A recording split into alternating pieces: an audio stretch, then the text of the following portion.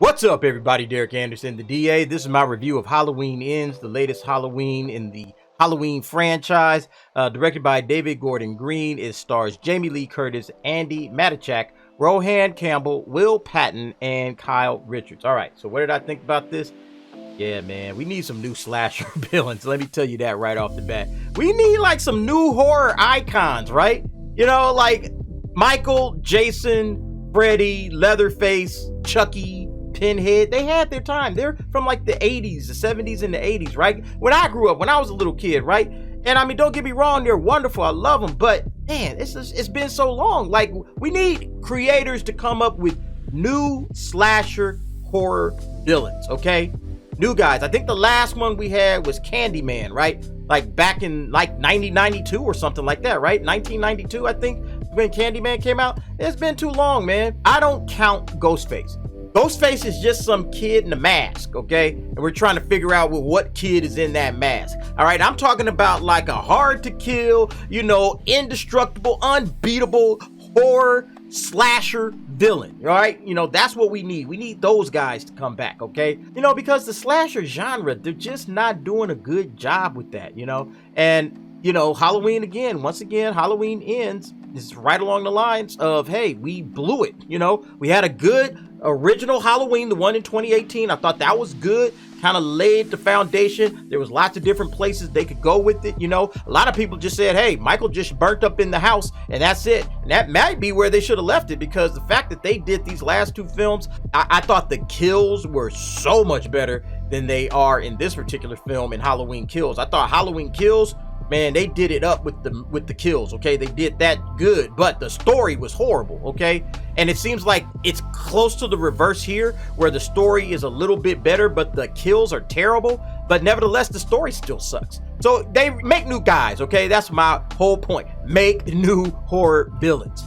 Now, they tried to come back with a nice story. You have this character, okay, Corey Cunningham, and he's this brand new character we're supposed to kind of follow in this particular film. He's a bullied kid, and, you know, he's on the verge of becoming like a nutcase serial killing psycho, you know. I thought that was a good actual storyline, okay? But he needs his own film, okay? This is Halloween. This is Michael Myers, okay? This is Laurie. It's supposed to be the final chapter, the end, okay? I want to see the two of them. I'm not trying to talk about this kid right now. That's kind of what ruined the whole thing. And it still would have been okay if the story about Corey and his situation was interesting. And it wasn't. They kind of, you know, played back and forth between his story, what was going on with Michael, what was going on with Laurie, what's going on with her granddaughter. It's kind of like this balancing act that they just didn't pull off. And then the kills, they weren't bloody, right? Like, all right, kills are important in a slasher, okay? You gotta get the kills right, okay? That's part of the fun, all right? And a lot of this stuff was just kind of like blurry or off camera or something like that. And it's like, man, get out of here, dude. You got to show the whole enchilada when you're doing these kills, okay? So they blew it on that. And then the fact that it just wasn't scary, right?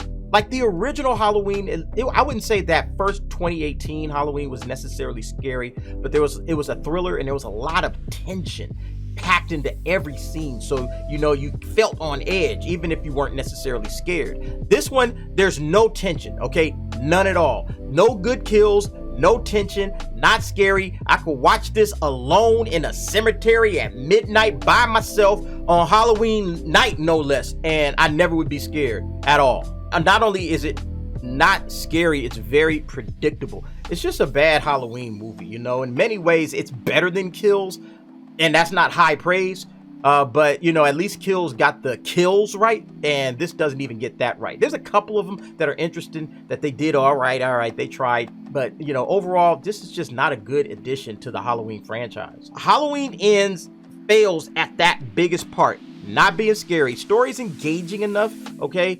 It's engaging enough, but because this is, hey, we want to see Laurie versus Michael, you know, I'm not here for this kid, you know, I'm not here for the problems that he's dealing with in his life with his girl or whatever. give Corey his own franchise, cool. But when I'm here with Halloween, you know, give me what I want. Give me Michael, give me Laurie. This is the ending. Give me that. Now, when they finally get there, like at the very end, I think the final battle is fine. I think that's okay. But then they do the goofiest thing, and I won't spoil it, but they do the goofiest thing following that. It's just absolutely dumb what they do at the very last 5 minutes of this film, or maybe 5 to 10 minutes of this film. Dumbest thing I've ever seen. And it's just like, okay, that's when they lost me. Okay, I was still on the fence, kind of giving it like, okay, if they finish this thing right, they stick the landing, I'll give it a good review. I can't give this thing a good review. At best, it's middling, but overall, just the choices that were made.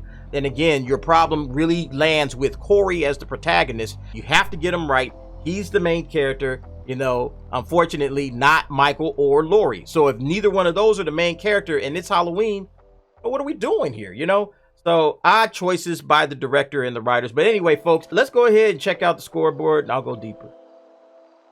Alrighty, so here we go with the scoreboard for Halloween Ends. Let's check it out. Of course, first up is direction. Directed by David Gordon Green. Like I said earlier, I really enjoyed that original Halloween, the 2018 one, I mean.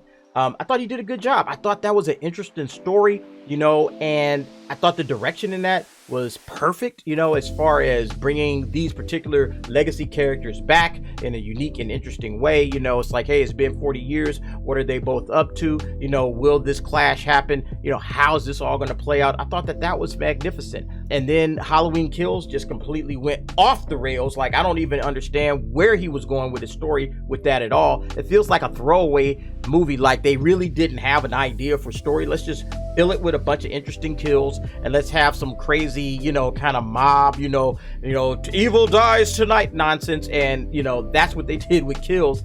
I don't know what ends it. I think this Corey character could have been interesting, but it's almost like David Gordon Green left the blanks to be filled in by the audience, right? Says, hey, I'm just going to give you this character, but I'm not going to tell you too much about him, and I'm not going to walk you through his motivations and everything. He's a bully kid, and that's where it ends, okay? Oh, there's evil in him somehow, and that's it. You know, we don't get any further into this particular character. The director leaves it to us to fill in the blanks, which might be okay if he gave us enough material, but he didn't. And I think that that was the biggest problem, is that whatever his ideas were for the direction of this particular character or this movie or this trilogy, it just fizzled down the stretch. And unfortunately, even with a possible interesting story, he just didn't pull it off. I'm going to go ahead and give direction a 5.5. All right, next up, script and story. Now, you guys know me.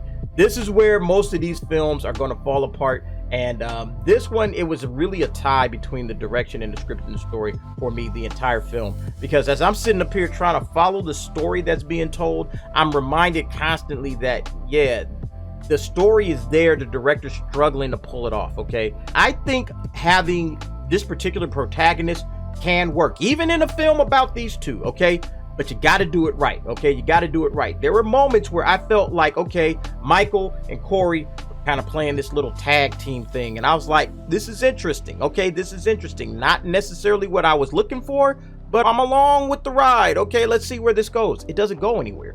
The ending is just completely disappointing, right? So you have this middle second act where there's potential, there's interest, there's things happening. It's like to see this developing, but it never develops. And unfortunately, when you don't really have a strong way to finish off what you started, it's kind of a mixed feeling, half and half on the script and the story. I'm gonna go ahead and give that a 5.5 as well. All right, next up, acting. So Jamie Lee Curtis is a consummate professional, always has been, always will be. I don't think Jamie Lee Curtis is ever going to be an issue when it comes to acting, okay? The woman's been around for 40, 50 years. She knows how to get the job done on the screen, okay? Now, this kid, Corey, who was really the protagonist of this particular story, the main character that we're following, I think he actually was okay. You know, his acting, I mean, is played by Rohan Campbell. I think he did a good job, okay? Now, Laurie Strode's granddaughter, I thought that she was really like kind of the overacting person in this entire film. Everybody else is just stock horror film slasher characters, so, you know, you don't really expect a lot from the acting on their spare parts.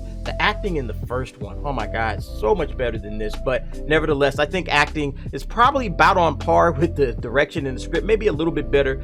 Jamie Lee Curtis definitely elevates that score. I'm gonna go ahead and give acting overall a 6.5. And then finally we get to the last one, of course, is sights and sounds. I think the music overall is fine.